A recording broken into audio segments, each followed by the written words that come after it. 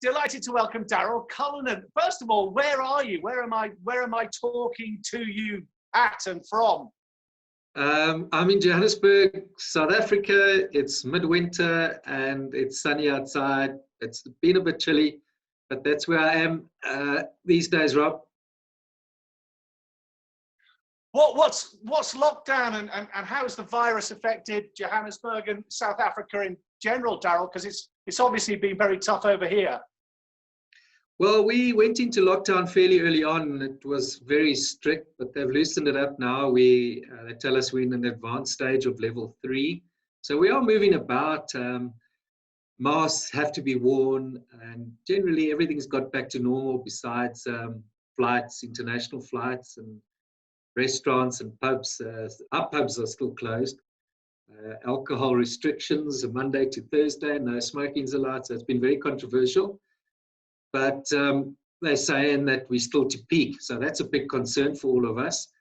But generally, it's been, life is normal as best as you possibly can be. We as a family just took the view that we can just deal with what we've got to deal with and not get too caught up in it and take it day by day. And thankfully, we've all been healthy so far. Are people nervous? Sorry, Rob? Are people still nervous? Yes, we are. We've well over 100,000 cases, almost 3,000 deaths. But half of those cases, almost 60% have recovered. But they've been telling us all along as they ease up, and they've had to, and there's been a lot of criticism against how it's affected our economy. But so ironically, we're easing up now with the worst to come. So yes, we are very nervous, but we're doing our very best to just keep practicing our social distancing and sanitizing. So anything could happen, yeah. To be fair, one of the main reasons I wanted to talk to you, not least because it's always nice to talk to you. I saw you were linked with this Mahendra Singh Dhoni online academy, cricket academy. Is that right? What's that all about? Well, Rob, MS is manager for his whole career. I met in 2007. I coached in the Indian Cricket League, which is the forerunner to the IPL, but we didn't last very long. And Mahir and MS had played under 19. They were part of the under 19 World Cup winning squad for India, and their friendship has lasted. So we've always been in contact. And then he sort of said to me about 2 years ago that they look into, MS wants to get into the coaching side in terms of establishing academies, and he would be in touch. So that happened about 2 weeks ago. He kept me up to date with where they are, and they've done quite a considerable amount of groundwork. So we had a chat, and the next day they said, right, we need a consultant for the next 12 months, be in charge of be the director of coaching.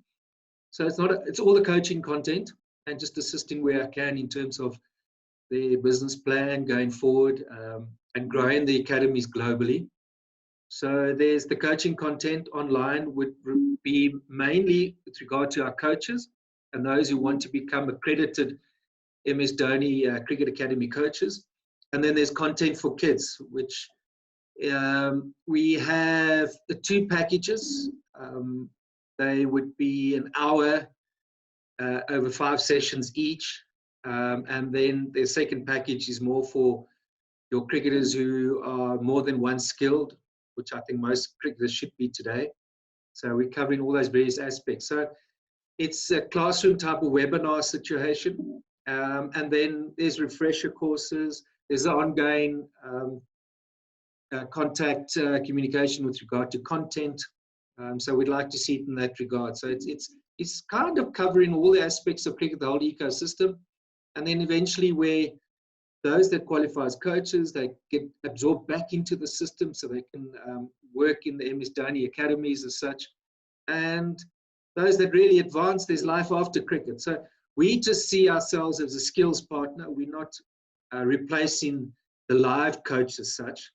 So we make that very clear, because you still need that personal contact.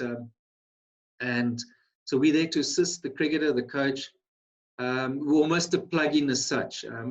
MS oversees all our content. Physically, we haven't made the promises, and I think this is the danger that a lot of academies do make, is that he's physical or the star's physical presence as such.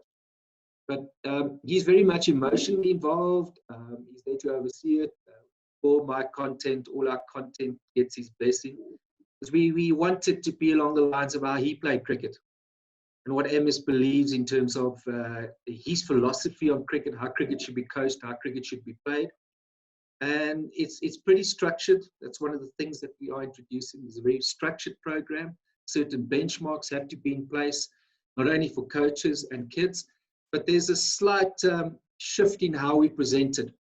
So the online side, I don't know how you feel, Rob, but it's perhaps this period has led us to believe that there's a lot more work. We can be very effective online. And I mean, it's going to be interesting, but I think it's important, again, sorry to repeat myself, is how we pitch it and to see it as a skills add. It's very mobile centric as well. So that's important. Most kids are, on their mobile phones and taking in whatever information and communication there is. So that's where we are right now. That's fantastic. There's two things I want to ask you. One is obviously there's India, there's South Africa, but I don't know about you, Daryll, but it seems to me more than ever, cricket's a global game. There's the markets in Canada opening, there's the markets in the States opening, and it seems that this is something that would be ideal for people in cricketing nations that maybe aren't, so Australia, England, etc., etc. Yes, Rob, you've hit the nail right on the head there, because India, just for a start, is a big country. So there's a lot of remote areas.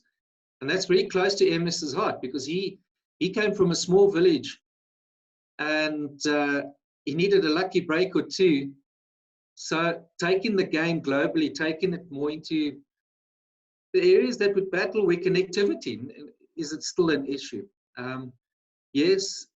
North America is a focus for us, but as much as we want to move and globally establish ourselves even further, we need to find the right partners. We need to make sure that it's sustainable, and ultimately we produce cricketers and they see the value, and that's ultimately what it's about. But being online, I've give an example. I've helped kids for a few years just simply using WhatsApp as my communication tool, and I found it to be very, very effective because it's in real time. There's voice notes, there's video, there's chat. We're sharing videos. I have a $10 tripod, and off my mobile phone, I'm able to respond to thoughts about their game. Having been sent a video on WhatsApp, I'm able to respond a minute and a half tops, and they get it immediately. So it's been good that there's that awareness. The problem with North America, particularly the US, I've got some friends there, it's so big as well that getting guys together, you need a lot of money, you need time. They're still in that middle phase where there isn't the money yet to just give up everything and travel. So we've got to be innovative. We have to be innovative in terms of how we teach the game, and how it's received. And I think that's important. But I think we get in there. It's a no-brainer, quite frankly, because there's the mentoring side. I'm sure you would agree with me, Rob. You need that mentoring aspect.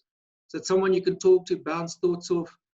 So we involve. If I'm working with a kid, I involve his coach. I say, bring your coach on board, and because no one knows it all. No one knows it all. We've all got ways in thinking how to do things, and if I can add value to how you do it, and I learn something from you, and that's how I've introduced myself into MS Dhoni's academies and the staff that I work with, and we've got head coaches and that. So we really want to open it up and say, all right, we're a resource, we're a platform. Come and join us in being better. The other thing that strikes me is I wonder, having spoken to you, I remember one thing you said, it stuck with me, which I tell my son as well, is look in the mirror. Now, though, do you wish you'd have had video to analyse, if you'd had the access to coaches to chat to on a WhatsApp or a Zoom call as we're doing now, it would have benefited you amazingly, wouldn't it? You know, it's that a catch-22 situation. You can overthink it. You can have too much at your... You know, Don Bradman never saw himself bat. Don Bradman never saw himself bat. That's hard to believe. And he never saw him. Yeah. He never watched himself. It was only, I guess, live TV. So now today, just on the internet, there's so much information there. But you know, Rob, the other thing that we emphasize to coaches as well, it's not knowledge. There's a lot of information. We are to help you take that information and turn it into knowledge. And that's where we kind of fit in. So if you have that growth mindset and you've got the right people taking all that information, making it knowledge which works for you, you know, you've got a great opportunity to get ahead. I think the guys today are a lot smarter than what we are. I think they've grown up a lot better. They're exposed to aspects. I mean, we started in, I'm just thinking, I was playing for South Africa in about 96. We were the first cricket team in the world to have a full-time trainer on board. We were the first cricket side to start traveling with a physiotherapist. It wasn't the case. You never used to have physiotherapists around wherever you went. So the way that it's evolved today, it's amazing. You know, these guys, and now we've got 3 formats, T20 cricket, the impact that it's had has brought a whole, I mentioned, it's about speed, it's about power, it's about strength, athleticism, ball striking. And, you know, for a young guy today, there's no excuse not to really equip yourself with all that you need to know to be good about cricket. There's a lot. I mean, my day, you went to the school library and you found a cricket book. And that's how you had that was your other source of information besides your coach. So I don't know, you know, to answer your question, yes, but there again, if you can take it and make it work for you, my goodness, yes, I would have loved to have been in today's time. How much of it still is in the mind? I mean, do you need a mentor? Do you need a sports psychologist these days to make it at the very top? Or are still the really great players the one that are just simply mentally tough? I think there's a certain element to you. You know, I've worked with kids from as young as 5 now for the last 17 years. And I've given up on at times on my opinion on what's good and what's not good. I do think from my experience that there's an element to a kid and his nature and his personality, which I don't think you can teach him. You know, one of the first things I ask a kid I look for is their passion for what they do and their interest. They're never bored with it. They seem to you know, get some inner satisfaction of playing with the ball or being involved, and you know, they have a certain temperament. Maybe it kind of, it's there, and then it's awakened at an older age. But if they're not active and have that desire to do something with what they've got, we know, and science tells us today, that your best period is between the age of 10 and 13 to really capture a kid there. Then beyond that, whatever you do becomes more of a decision-making thing, becomes more around the mental side, the skills. And I don't know if you can teach mental toughness, because the further you go and the more obstacles you face, I see kids give up because, well, for various reasons, it just gets too hard for them, or something happens that they suddenly just drift away. But in saying that, we've got to keep them involved. We've all had a mentor who's been there to say, keep going. I do believe outside influences play a big role. The school that you're at, your family's interest in the sport that you do. But then I've seen kids who come from no cricket background. But they do have certain traits. I think discipline, they welcome hard work, they enjoy it. They want to be better. They're highly competitive to a point where it's could be detrimental. But I like those sorts of kids because you can shape them and you can work with them. And they've got to have ability.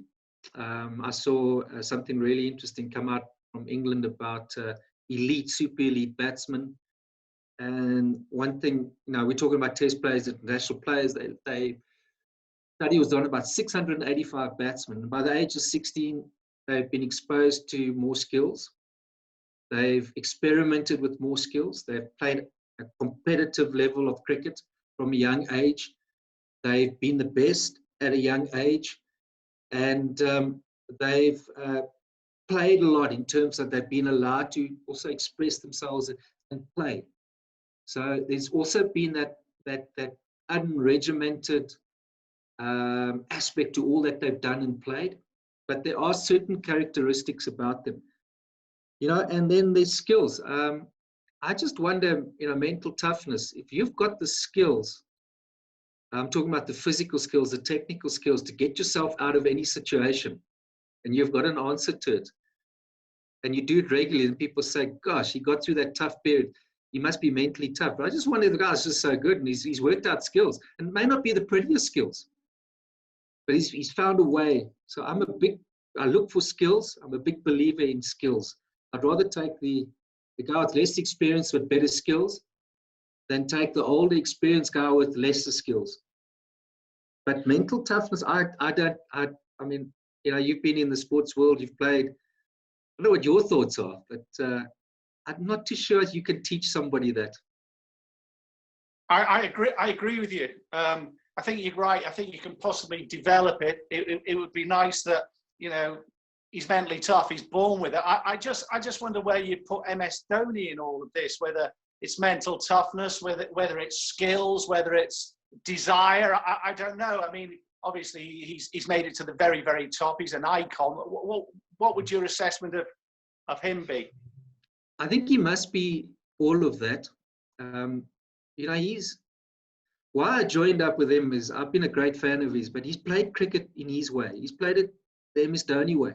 I played lots of cricket against Sachin. Sachin Tendulkar was Sachin. He was perfection. But MS is a bit of a cult figure. When he came along, I never knew that he was a bus conductor. He's a ticket collector. He'd left school, and he was a bus conductor. And then in this rural village, I don't even know where it is in India. I need to find out. And was playing cricket. And this was after he'd already played for India in the 19. So he got some exposure, but hadn't had a professional contract.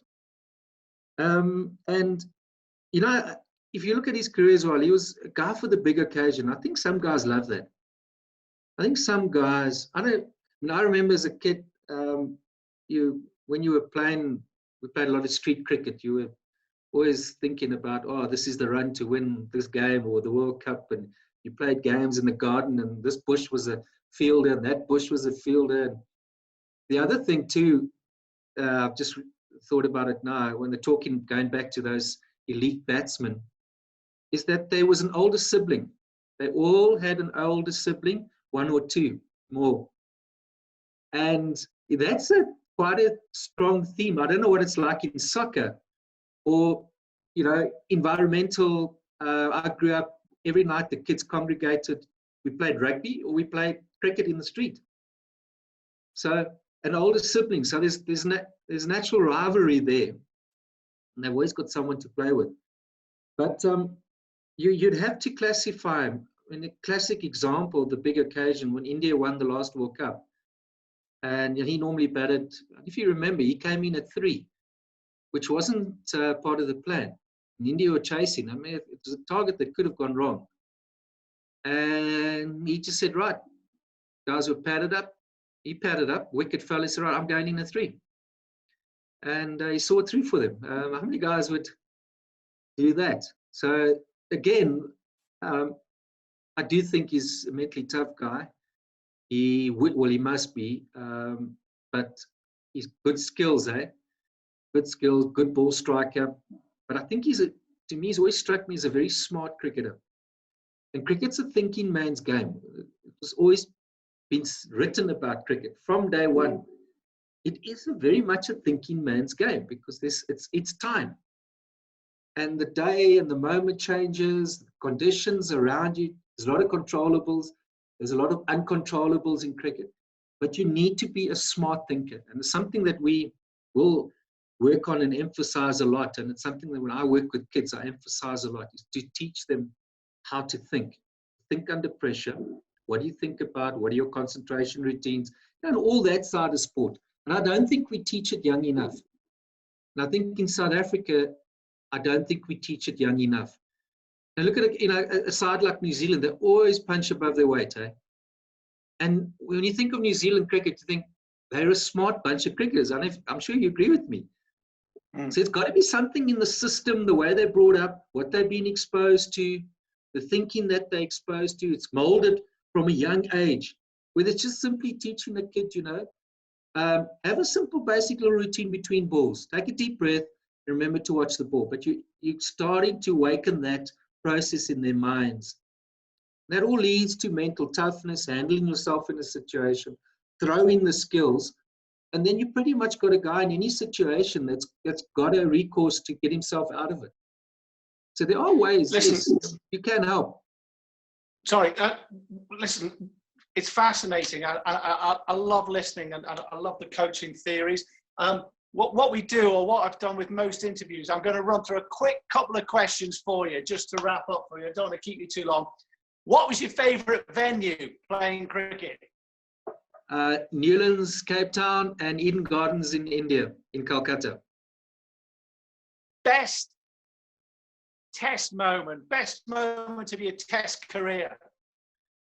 I think it was getting my first 100 in Sri Lanka. It was 93, I think. Not your 275 in New Zealand? Yes, it was. That was a bit unexpected, but I think we never thought we were going to play Test cricket. I basically debuted at 26, and at 25, I could have told you no, we were never going to play Test cricket. So to at least have got one, I thought, hang on, okay. So I'll still go back to that. Best batsman you've played with? Played with in any game of cricket or international cricket. Ones apart from your under 8. Yeah, well, international, domestic, international cricket. Would have to be Jacques Kallis. Okay. Best bowler you've played with? With Alan Donald. Best batsman you've seen? To me, it's always close. Graham Pollock and Brian Lara. Okay, now the great thing about this interview, I reckon we've done half an hour, and I've not mentioned Shane Warne, so you don't have to answer any questions about him. It comes up every interview I do. I sort of I always anticipate it, so I kind of have my answers. Someone didn't like it the other day, and I said, God, he's looking more and more like Ellen DeGeneres these days.